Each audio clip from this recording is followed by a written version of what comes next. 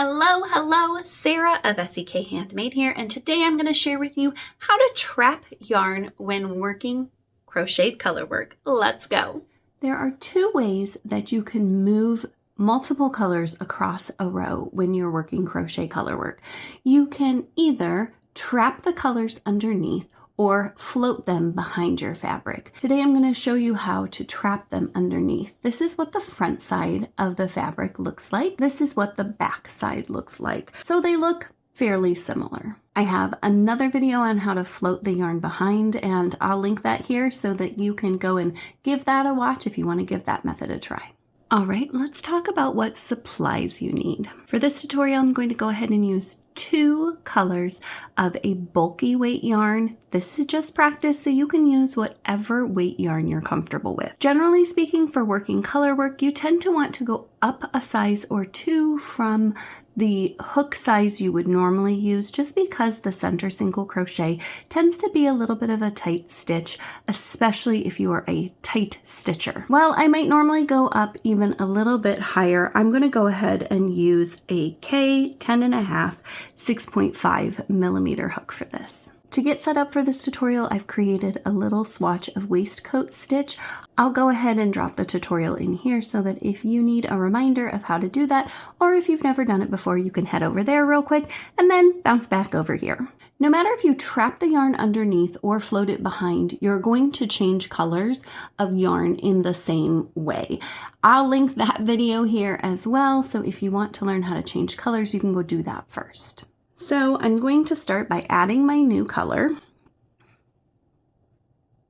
just like I showed in the color changing videos. Now, what I'm going to do is I'm going to leave my tail hanging out behind there, but I'm going to grab my gray yarn that I'm not using right here. I'm going to work stitches in my gold yarn.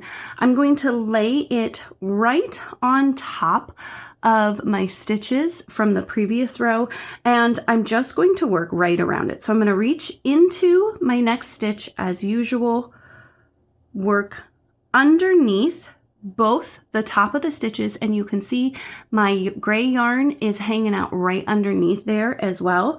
I'm going to pull up my loop and complete my stitch. Then I'll just keep holding my gray yarn underneath and working around it until I've worked the appropriate number of stitches, or just a few stitches if you're practicing here. And then I can drop my gold yarn, pick up my gray yarn, which is right there because it's been held under the stitches as we've traveled across, and change colors. And now I'm going to hold my golden yarn underneath there as I work the stitches. A little easier to see with that golden yarn. And you just keep doing that, changing colors whenever indicated, dropping the old yarn, picking up the new color, holding it right next to your stitches and working around all of it. And there you go. That's what it looks like from the front, and that's what it looks like from the back. I am so excited to see you work more crochet color work, and I hope that this tutorial helps you do that. I'd love it if you'd like this video, subscribe, turn on notifications, and maybe even share it with a friend. Be sure to check out all of my other crochet color work tutorials for all the techniques you'll need to work amazing crochet color work. Thank you again for joining me today, and happy crafting!